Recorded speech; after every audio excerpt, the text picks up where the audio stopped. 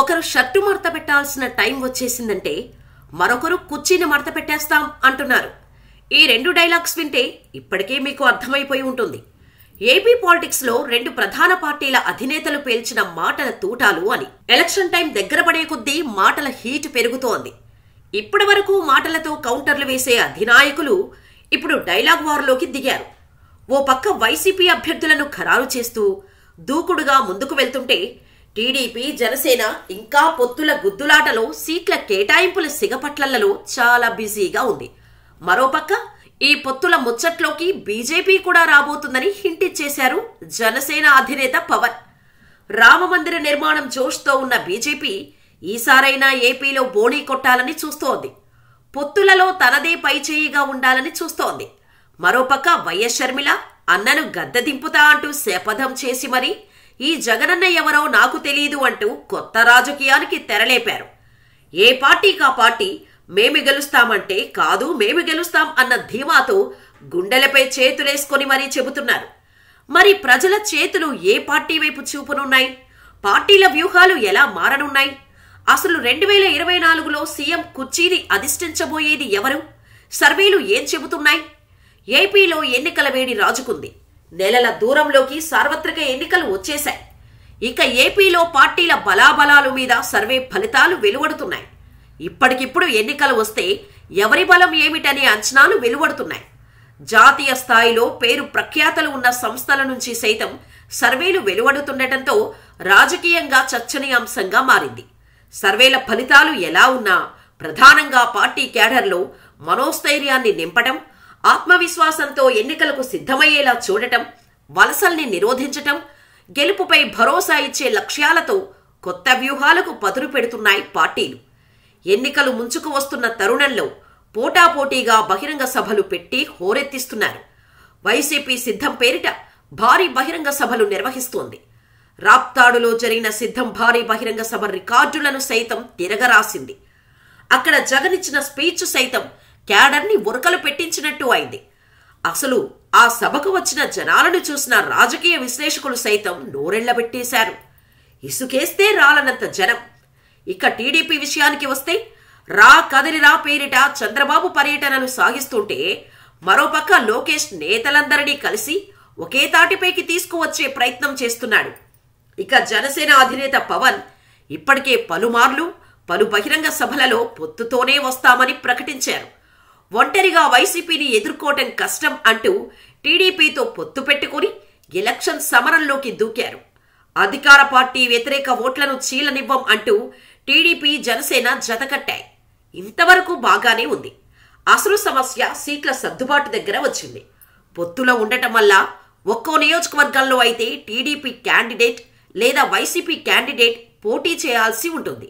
అయితే రెండు పార్టీలలో ఉన్న ఆయా నియోజకవర్గాల నేతలు తమ పార్టీకే సీటు వస్తుందని ఆశలు పెంచుకున్నారు. తీరా ఇప్పుడు సీట్ల సర్దుబాటు విషయానికి వచ్చేసరికి ఈ విషయం ఒక కొలిక్కి రావటం లేదు. వైసీపీ ఓ పక్క ఎక్కడికక్కడ తన అభ్యర్థులను ప్రకటిస్తూ దూకుడుగా ముందుకు వెళ్తుంటే టీడీపీ, జనసేన మాత్రం ఇంకా సీట్లను సర్దుబాటు చేసుకోవటంలోనే కుస్తీలు పడుతున్నారు. అయితే చంద్రబాబు మనసులో మరొక విషయం ఉంది. వైసీపీ లాంటి బలమైన పార్టీని, జగన్ వంటి పవర్ఫుల్ లీడర్ను ఢీకొట్టాలంటే ఖచ్చితంగా జాతీయ పార్టీ అండదండలు అవసరం. కాంగ్రెస్ కు ప్రస్తుతం రాష్ట్రాల్లో అస్సలు స్కోప్ లేదు. కాంగ్రెస్ తో పొత్తు పెట్టుకున్నా సీట్లు తగ్గుతాయే తప్ప ఓట్లు మాత్రం పడవని తెలుసు. దీంతో ఇప్పటికే పవన్ బీజేపీతో దోస్తీలోనే ఉన్నారు. పవన్ మధ్యవర్తిత్వంతో బీజేపీతో మళ్లీ పొత్తుకు ప్రయత్నించారు చంద్రబాబు. దాదాపు ఇది సక్సెస్ అయిన సూచనలే కనిపిస్తున్నాయి. టీడీపీ, జనసేన, బీజేపీ పొత్తు కోసం ఎన్నో తిట్లు తిన్నాను అని తాజాగా పవన్ ప్రకటించడం, ఎన్డీఏలో చేరాలని టీడీపీకి ఆహ్వానం అందిందని అచ్చెన్న ప్రెస్ మీట్ పెట్టడం, చంద్రబాబు ఢిల్లీకి ప్రయాణం అవ్వటం చూస్తుంటే బీజేపీతో పొత్తు ఖాయం అనే సంకేతాలు వినిపిస్తున్నాయి. ఏపీలో సొంతంగా ఎదగాలనుకుంటున్న బీజేపీ మొన్నటి వరకు పొత్తుపై అంతగా ఆసక్తి చూపలేదు. అయితే పొత్తులో కీలకంగా వ్యవహరిస్తూ మెజారిటీ సీట్లు అడిగే యోచనలో బీజేపీ ఉంది. మరి దీనికి టీడీపీ, జనసేన అంగీకరించడంతోనే పొత్తు సాఫీగా ఉందని అంటున్నారు. అయితే చంద్రబాబు ఢిల్లీ మీటింగ్స్ పై మౌనంగానే ఉంటున్నారు. ఇటు చంద్రబాబు వైపు నుంచి కానీ అటు ఢిల్లీ బీజేపీ నుంచి కానీ ఎటువంటి ప్రకటన ఇంతవరకు వెలువడలేదు. దీంతో టీడీపీ క్యాడర్తో పాటు జన సైనికులు కూడా కొంత అయోమయంలో ఉన్నారు. అసలు పొత్తు ఉందా లేదా అన్న క్లారిటీ ఇంతవరకు రాలేదు. లోక్సభ ఎన్నికలపై ఫోకస్ పెట్టిన బీజేపీ హైకమాండ్ ఇంకా ఏపీ వరకు రాలేదంటున్నారు కొందరు. ఇప్పటికే జనసేనతో పొత్తులో ఉండటంతో సీట్లపై ఒక క్లారిటీ రాక అంతా అయోమయంగా ఉన్న సమయంలో బీజేపీ ఎటూ తేల్చుకోకపోవటంతో తెలుగు తమ్ముళ్లు జన సైనికులలో మరింత అసహనం పెరిగిపోతుంది.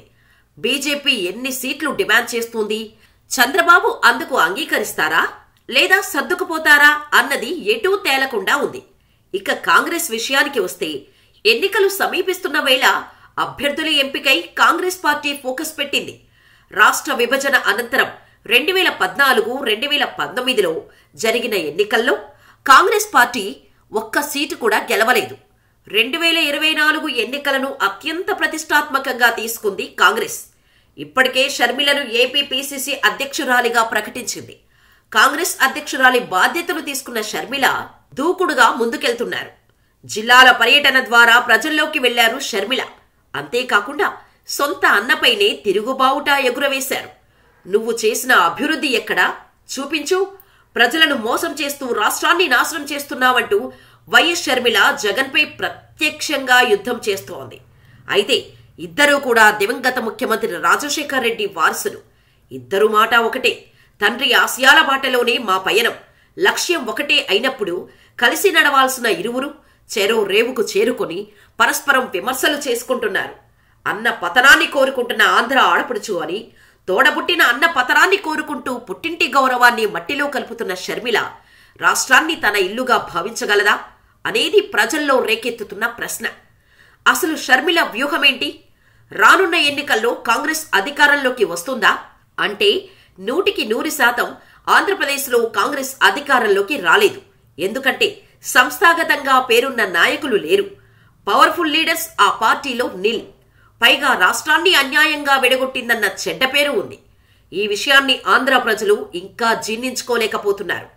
ఆ విషయం 10 ఏళ్లైనా మర్చిపోలేదు. కాబట్టే గత 2 ఎన్నికలలో 100 కంటే తక్కువ ఓట్లు వచ్చాయి కాంగ్రెస్కు.